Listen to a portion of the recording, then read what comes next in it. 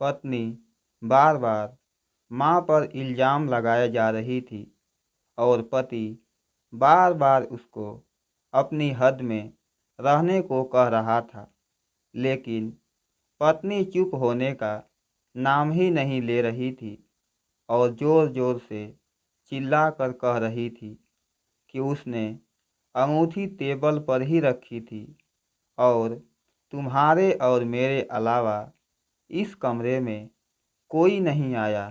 अंगूठी हो न हो, माँ जी ने उठाई है।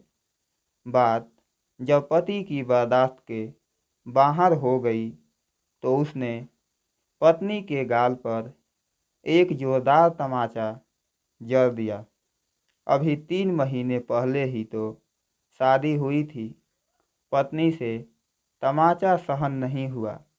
वह घर छोड़कर जाने लगी और जाते हुए पति से एक सवाल पूछा कि आपको अपनी माँ पर इतना विश्वास क्यों है।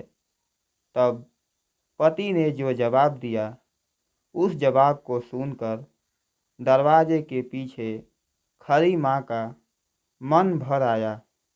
पति ने पत्नी को बताया कि जब वह छोटा था तब उसके पिताजी गुजर गए। माँ मोहल्ले के घरों में झाड़ू पोछा लगाकर जो कमा पाती थी उससे एक वक्त का ही खाना आ पाता था। माँ एक थाली में मुझे परोस देती थी और खाली डिब्बे को ढक कर रख देती थी और कहती थी, मेरी रोटियां इस डिब्बे में है, बेटा तू खा ले।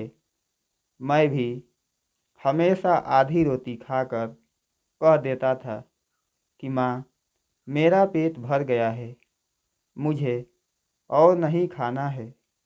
माँ ने मुझे मेरी जूठी आधी रोटी खाकर मुझे पाला पोसा और बड़ा किया है। आज मैं 2 रोटी कमाने लायक हो गया हूँ, लेकिन यह कैसे भूल सकता हूँ कि माँ ने उम्र के उस पड़ाव पर अपनी इच्छाओं को मारा है।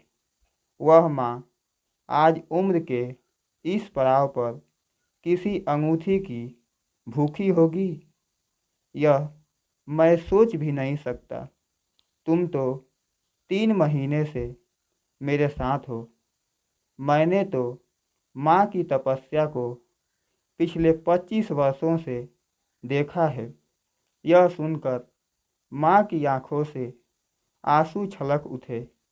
वह समझ नहीं पा रही थी कि बेटा उसकी आधी रोटी का कर्ज चुका रहा है या वह बेटे की आधी रोटी का। मेरे प्यारे दोस्तों, इस कहानी से हमें क्या सीख मिलती है, आप अपनी राय कमेंट बॉक्स में दे सकते हैं।